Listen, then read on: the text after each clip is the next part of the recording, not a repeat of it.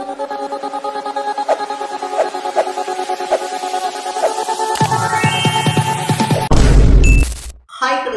இன்னைக்கு இந்த வீடியோல எந்த விஷயத்தை பத்தி பேச போறோம், யாரை பத்தி பேச போறோம் அப்படின்னு சொல்லி கேட்டோம் அப்படின்னா, அரசியல்ல புகழ்பெற்ற ஒரு வாசகம் இருக்கு அப்படின்னு சொல்லலாம். ஸோ நிரந்தர நண்பனும் கிடையாது, நிரந்தர எதிரியும் கிடையாது அப்படின்னு சொல்லிட்டு அதை ஒன்ஸ் அகைன் ப்ரூவ் பண்ற மாதிரி வந்துட்டு பார்த்தோம் அப்படின்னா, எனக்கு திடீர்னு வந்துட்டு தமிழகத்தினுடைய முன்னாள் முதலமைச்சர் இந்நாள் எதிர்கட்சி தலைவராக இருக்கக்கூடிய எடப்பாடி பழனிசாமி இருக்காரு இல்லையா, காலையிலேயே கிளம்பி டெல்லிக்கு போறாரு அப்படின்னே சொல்லலாம். ஸோ தமிழக பட்ஜெட் கூட்டத்தொடர்லாம் நடந்துகிட்டு இருக்கும் போது திடீர்னு டெல்லிக்கு போறாரு அப்படின்னும் போதே வந்துட்டு சரி ஓகே 2026 பத்திர கூட்டணி பேச்சுவார்த்தை தான் போல அப்படின்ற டாக்ஸ்லாம் எழுந்துருச்சு அப்படின்னே சொல்லலாம். ஸோ டெல்லி விமான நிலையத்தில் வச்சு கேட்கும்போது வந்துட்டு பார்த்தோம் அப்படின்னா, என்னங்க நான் எதுக்கு வந்திருக்கேன் அப்படின்னு சொல்லி தெரியாமே நீங்க பாட்டுக்கு பேசுறீங்க, புதுசா கட்டியிருக்கக்கூடிய என்னுடைய கட்சி அலுவலகத்தை பார்க்க வந்திருக்கேன் அப்படின்னு சொல்லிட்டு விட்டாரு பாருங்க ஒரு மலுப்பலு. அது ஆஹா ஓகல் மலுப்பலு அப்படின்னே சொல்லலாம். காலையிலேருந்தே பார்த்தோம் அப்படின்னா நார்மலாக போய்கிட்டு இருக்கு. ஈவினிங் திடுதுப்புன்னு எஸ்பி வேலுமணி, சிவி சண்முகம், அதை தாண்டி கேபி முனுசாமி, இந்த மாதிரி பல முன்னாள் மூத்த அமைச்சர்கள் எல்லாருமே டெல்லிக்கு போனாங்க. சரி ரைட்டு கூட்டணி பேச்சுவார்த்தை கன்ஃபார்ம் அப்படின்னு சொல்லி எல்லாருமே முடிவு பண்ணியிருந்தாங்க அப்படின்னு சொல்லலாம். அந்த மாதிரி வந்துட்டு பார்த்தோம் அப்படின்னா கிட்டத்தட்ட ஒரு 8-8:30 மணிக்கு உள்துறை அமைச்சர் அமித்ஷா இருக்கார் இல்லையா, அவருடைய வீட்டில் உட்காந்து பார்த்தோம் அப்படின்னா இபிஎஸ் உட்பட அதிமுக நிர்வாகிகள் எல்லார்கிட்டையும் தனியாக ஒரு டாக்கு, இபிஎஸ் கிட்ட மட்டும் தனியாக ஒரு டாக்கு அப்படின்னு சொல்லிட்டு கிட்டத்தட்ட ஒரு 2 மணி நேரம் இந்த உரையாடல் அப்படின்றது நீண்டிருக்கு அப்படின்னு சொல்றாங்க.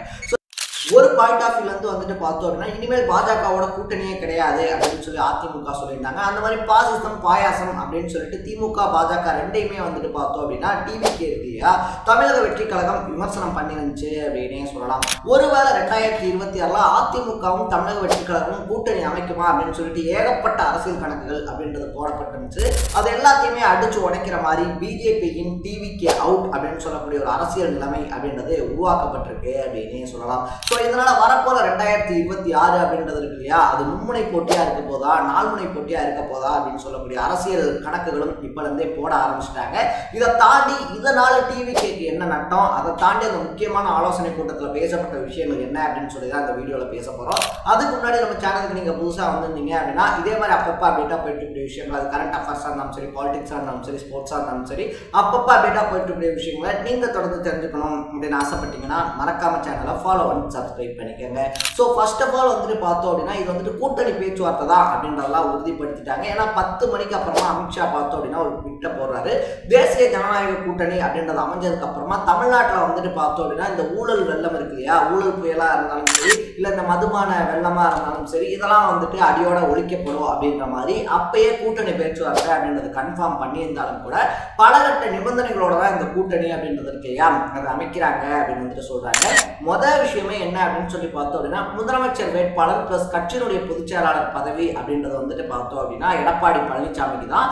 ஸோ அதே நேரத்தில் வந்துட்டு பார்த்தோம் அப்படின்னா அவர் முதலமைச்சர் வேட்பாளராக இருக்காரு, கூட்டணியில் இருக்காரு அப்படின்றதுனால அண்ணாமலையை மாத்துங்க அப்படின்னு சொல்லக்கூடிய டிமாண்டை அவர் வைக்கக்கூடாது அப்படின்றதான் முதல் அந்த ஒரு கோரிக்கையா இருந்திருக்கு, நிபந்தனையா இருந்திருக்கு. அண்ணாமலை சம்பந்தப்பட்ட விஷயங்கள்ல பாஜக மேலிடம் தான் முடிவு எடுக்குமே தவிர நீங்க அந்த முடிவு அப்படின்றது எடுக்கக்கூடாது, எங்களுக்கு ப்ரெஷர் தரக்கூடாது அப்படின்னு சொல்லியிருக்காங்க. இதுக்கு பதிலாக வந்துட்டு பார்த்தோம் அப்படின்னா எடப்பாடி பழனிசாமி இருக்காரு இல்லையா, அதே மாதிரி நீங்களும் சசிகலா இருக்காங்க, சசிகலா, ஓபிஎஸ், தினகரன், இவங்களை வந்துட்டு கட்சியில சேர்த்தே ஆகணும் அப்படின்னு சொல்லக்கூடிய அழுத்தத்தை தரக்கூடாது அப்படின்னு சொல்லி கேட்க, சரி ஓகே நாங்க வந்துட்டு உங்களோட நீங்க அவங்க சேர்த்தே ஆகணும் அப்படின்னு வந்துட்டு சொல்லல, பட் நாங்க கூட்டணிக்குள்ள ஒரு கூட்டணி, நம்ம 2 பேரும் ஒரு கூட்டணி, எங்க கூட்டணி சைட்ல வந்துட்டு பார்த்தோம் அப்படின்னா அவங்க 3 பேரையும் நாங்க வச்சிருக்கோன்ற பட்சத்துல அதுக்கு நீங்க ஆட்சேபனை அப்படின்றத தெரிவிக்க கூடாது. தினகரன் இருக்காரு, தினகரன், ஓபிஎஸ், அவங்களுக்கு வந்துட்டு நீங்க எனக்கு தர சீட்டை நான் அவங்களுக்கு தர்றேன் அப்படின்ற பட்சத்துல பார்த்தோம் அப்படின்னா அதுக்கு எந்த ஆட்சேபனையும் நீங்க சொல்லக்கூடாது அப்படின்னு சொல்லிட்டு அந்த ஒரு நிபந்தனை அப்படின்றதும் போடப்பட்டிருக்கு. இதனால வந்துட்டு பார்த்தோம் அப்படின்னா என்னதான் இபிஎஸோட கூட்டணியா இருந்தாலும் இந்த 3 பேரை கைவிடுறதுக்கு அமித்ஷா விரும்பல அப்படின்னு வந்துட்டு சொல்றாங்க. சோ ஃபர்ஸ்ட் ஜெயிச்சிடுவோம், அதுக்கப்புறமா அதிமுகவில் இருக்கக்கூடிய பிரச்சனையை பேசிக்கலாம் அப்படின்றது தான் அமித்ஷாவுடைய மாஸ்டர் மைண்ட் பிளானா இருக்கு அப்படின்னு சொல்றாங்க.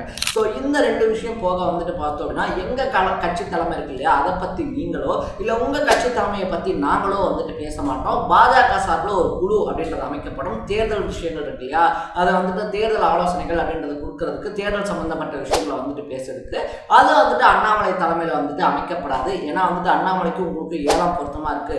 ஒருவேளை ஒருவேளை நயினா நாகேந்திரன் தலைமையிலோ இல்லைன்னா வானதி சீனிவாசன் தலைமையிலோ வந்துட்டு அந்த குழு அமைக்கப்படும். அந்த குழு வந்துட்டு பார்த்தோம் அப்படின்னா எங்களுடைய மாநில தலைவரான அண்ணாமலையினுடைய அதிகாரத்துக்கு உட்பட்டதுதான். ஆனா அண்ணாமலைக்கும் உங்களுக்கு பொருந்தல அப்படின்றதுனாலதான் இந்த ஒரு தனி குழு அமைக்கிறாங்க. தேர்தல் சம்பந்தப்பட்ட விஷயங்கள் அந்த குழு தான் உங்ககிட்ட சாஃப்டா பேசுவாங்க அப்படின்னு சொல்லப்பட்டிருக்கு.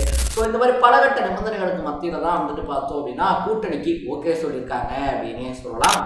இந்த கூட்டணி ஓகே ஆனதுக்கு அப்புறமா வந்துட்டு பார்த்தோம் அப்படின்னா அடுத்தடுத்து நம்ம என்ன பண்ணணும் அப்படின்னா நம்மளுடைய இலக்கு எல்லாமே எவ்வளோ செலவானாலும் பரவாயில்ல திமுக வந்துட்டு ஆட்சியிலேருந்து நீக்கிறதா அப்படின்னு சொல்லி அமித்ஷா சொல்லியிருக்காரு. அதுக்கு உடன்பட்டு தான் பார்த்தோம் அப்படின்னா எடப்பாடி பழனிசாமி புன்னகை மன்னனா பழைய புன்னகை மன்னனா திரும்பி வந்திருக்காரு. மூஞ்சி ஃபுல்லா சிரிப்போட அப்படின்னே சொல்லலாம். ஸோ இதெல்லாம் ஒரு பக்கம் இருக்கும்போது தமிழ்நாடு அரசியல் விமர்சகர்கள் போட்ட கணக்கு தலைகீழா மாறி இருக்கு அப்படின்னே சொல்லலாம். ஏன்னா 4 முனை போட்டியா 5 முனை போட்டியா அப்படின்னு சொல்லி கேட்டுக்கிட்டு இருந்தாங்க. அதிமுக பாஜக கூட வாய்ப்பே இல்லை அப்படின்னா சொல்லிக்கிட்டு இருந்ததுனால அதிமுக கூட்டணி ஒரு பக்கம், பாஜக கூட்டணி, திமுக கூட்டணி, நாம் தமிழர் கூட்டணி, இன்னொரு பக்கத்தில் தமிழக வெற்றி கழகம் கூட்டணி அப்படின்னு சொல்லிட்டு 2024 5 முனை போட்டியா இருக்கும் அப்படின்னு சொல்லிக்கிட்டு இருக்கும்போது படபடன்னு பார்த்தோம் அப்படின்னா இப்ப அதிமுகவும் பாஜகவும் ஒன்று சேர்ந்திருக்காங்க அப்படின்னு சொல்லலாம். ஸோ இதனால 4 முனை போட்டியா மாறி இருக்கு அப்படின்னு தான் சொல்லணும். இது மும்முனை போட்டியா மாறுறதுக்கான வாய்ப்பும் இருக்கு அப்படின்னு சொல்றாங்க. ஏன்னா தொடர்ந்து வந்துட்டு விஜயனுடைய வருகை அப்படின்றது இருக்கு இல்லையா, அது வந்துட்டு சீமான நிலைக்குலைய வச்சிருக்கு அப்படின்னு சொல்றாங்க. இனி இருக்கக்கூடிய உச்ச சொச்ச காலத்துல அரசியல் பண்ணணும் அப்படின்னா கண்டிப்பா சீமான் கூட்டணிக்கு மாறுறதை தவிர வேற வழியே இல்லை அப்படின்னு சொல்றாங்க. ஆனா அவர் எந்த கூட்டணிக்கு போறாரு அப்படின்றது இருக்கு இல்லையா.